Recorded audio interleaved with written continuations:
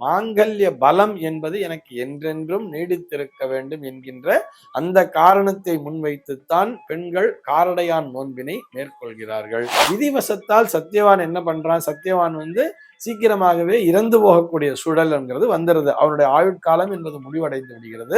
அதனால தர்மராஜன் இந்த சத்தியவானை பாசக்கேரி வீசி அழிச்சிட்டு போயிட்டு இருக்கார்.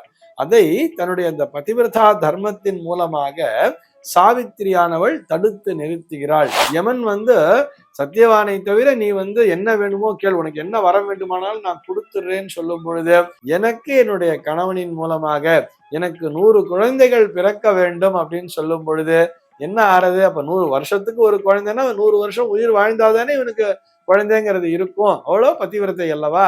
இப்படி அந்த ஒரு வரத்தினை பெற்றுக்கொண்டு யமனும் என்ன பண்றார்? அவசரத்துல தந்து விட்டேன் அப்படின்னு சொல்லிடுறார். அப்ப வேற வழியே இல்லை, சத்தியவானுடைய உயிரை திருப்பி கொடுத்தே ஆக வேண்டும்ங்கிற மாதிரி வந்துருது இல்லையா? வட இந்தியால பார்த்தோம்னா வட சாவித்திரி விரதம் அப்படிங்கிற பேர்ல மேற்கொள்வார்கள். சத்தியவான் சாவித்திரி அந்த கதையை கொண்டுதான் அந்த கௌரி விரதத்தினை தான் மேற்கொள்கிறார்கள்.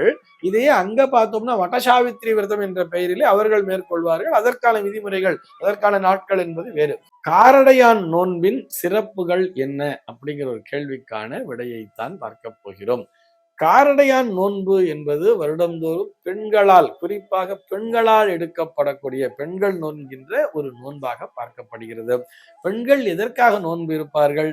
தன்னுடைய கணவன் தேக ஆரோக்கியத்துடன் இருக்க வேண்டும், தீர்காயுஷுடன் இருக்க வேண்டும் அப்படிங்கிறது தானே அவருடைய பிரதானமான நோக்கமாக இருக்கும். அதே மாதிரி திருமணமாகாத பெண்களை பொறுத்தவரை நல்ல கணவனாக அமைய வேண்டும், அந்த அமைகின்ற கணவன் தீர்காயுஷுடன் இருக்க வேண்டும் அப்படிங்கிறதுக்காகத்தான். அதாவது மாங்கல்ய பலம் என்பது எனக்கு என்றென்றும் நீடித்திருக்க வேண்டும் என்கின்ற அந்த காரணத்தை முன்வைத்துத்தான் பெண்கள் காரடையான் நோன்பினை மேற்கொள்கிறார்கள். இதற்கான கதை என்ன அப்படிங்கிறது நம்ம எல்லாருக்கும் தெரியும் தானே. கதை என்னன்னு சொல்லி பார்த்தோம்னா சத்தியவான் சாவித்திரி கதை தான். விதிவசத்தால் சத்தியவான் என்ன பண்றான்? சத்தியவான் சீக்கிரமாகவே இறந்து போகக்கூடிய சூழல்ங்கிறது வந்துருது. அவருடைய ஆயுட்காலம் என்பது முடிவடைந்து விடுகிறது. அதனால தர்மராஜன் இந்த சத்தியவானை பாசக்கேரி வீசி அழிச்சிட்டு போயிட்டு இருக்கார். அதை தன்னுடைய அந்த பதிவிரதா தர்மத்தின் மூலமாக சாவித்திரியானவள் தடுத்து நிறுத்துகிறாள். எப்படி? தொடர்ந்து இந்த காரடையான் நோன்பினை அவள் இந்த கௌரி நோன்பினை மேற்கொண்டு அந்த சக்தியானது அவளுக்கு கிடைத்து விடுகிறது. அவர் யமதர்மனை தொடர்ந்து ஃபாலோ பண்ணிட்டு போயிட்டே இருக்கா.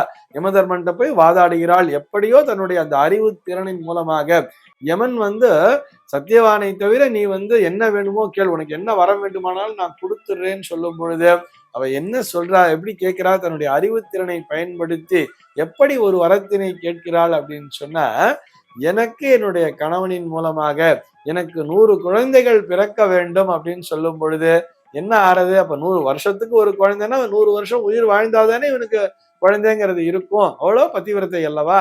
இப்படி அந்த ஒரு வரத்தினை பெற்றுக்கொண்டு யமனும் என்ன பண்றார்? அவசரத்துல தந்து விட்டேன் அப்படின்னு சொல்லிடுறார். அப்ப வேற வழியே இல்லை, சத்தியவானுடைய உயிரை திருப்பி கொடுத்தே ஆக வேண்டும்ங்கிற மாதிரி வந்துருது இல்லையா?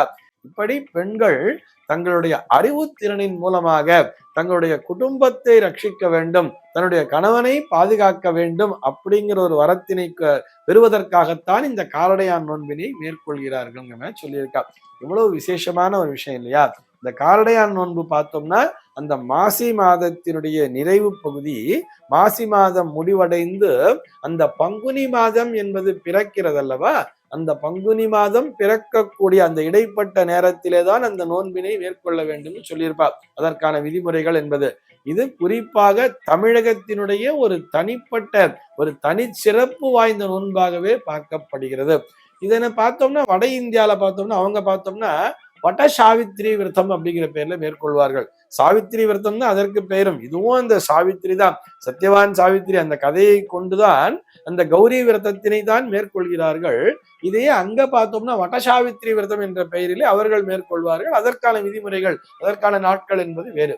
அங்க பார்த்தோம் சொன்னா வட விருட்சம்னு சொன்ன ஆலமரம், அந்த ஆலமரத்திற்கு கீழாக அமர்ந்து கொண்டு அந்த சாவித்திரி தேவியை நினைத்து, அந்த சாவித்திரியை நினைத்து இவர்கள் நோன்பினை மேற்கொள்வார்கள். இப்படி வட இந்தியாவிலும் இந்த பழக்கம் உண்டு அப்படிங்கிறதுக்காக சொல்றோம். ஆனால் காரடையான் நோன்பு என்பது இங்கே நம்முடைய தமிழகத்தினுடைய ஒரு தனி சிறப்பாகவே பார்க்கப்படுகிறது. அதுல பார்த்தோம்னா இந்த கார அரிசி அப்படின்னு சொல்லக்கூடிய அரிசி, அந்த காராமணி, அப்புறம் அதோட வெல்லத்தினை கலந்து இனிப்பு அடையாக செய்து, கார அடை இனிப்பு அடையாக செய்து அதனை கௌரி அன்னைக்கு நைவேத்தியம் செய்து அந்த நேரத்தில் அவர்கள் நோன்பு சரடனை கட்டிக்கொண்டு திருமாங்கல்ய சரடனையும் மாற்றிக்கொண்டு திருமாங்கல்ய சரடனையும் கட்டிக்கொள்கின்ற பழக்கத்தினையும் வைத்திருக்கிறார்கள்ங்கிறதுக்காக சொல்றோம். எதற்காக என்று சொன்னால் அந்த மாங்கல்ய பலம் என்பது என்றென்றும் என்னிடத்திலே நீடித்து இருக்க வேண்டும்ங்கிறதுக்காகத்தான். அதற்கு முன்னுதாரணமாக இவர்கள் யாரை எடுத்துக்கொள்கிறார்கள் பார்த்தா அந்த சாவித்திரியை, அந்த சத்தியவான் சாவித்திரியை எடுத்துக்கொள்கிறார்கள். இறந்து போன கணவனினுடைய அந்த உயிரையே மீட்டு திரும்ப கொண்டு வந்திருக்கிறார் அல்லவா அந்த சாவித்திரி. எப்படி தன்னுடைய அந்த பதிவிரதா தர்மத்தின் மூலமாக தொடர்ந்து இந்த நோன்பினை மேற்கொண்டதன் மூலமாக கிடைத்த பலத்தின் மூலமாக அந்த தர்மராஜனையே பின்தொடர்ந்து சென்று அவனோடு வாதிட்டு தன்னுடைய அறிவுத்திறனின் மூலமாக தன்னுடைய கணவனுடைய உயிரையே மீட்டு கொண்டு வந்தாள் அல்லவா.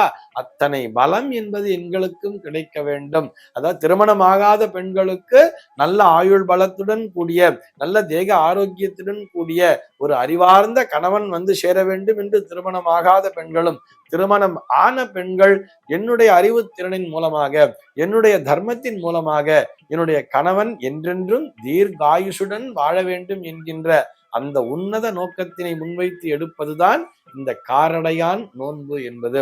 இத்தனை சிறப்பு வாய்ந்த நோன்பு என்பது நம்முடைய தமிழகத்தினுடைய தனித்துவம் என்பது கூடுதல் சிறப்பு. சர்வே ஜனாஹ சுகினோ பவந்து.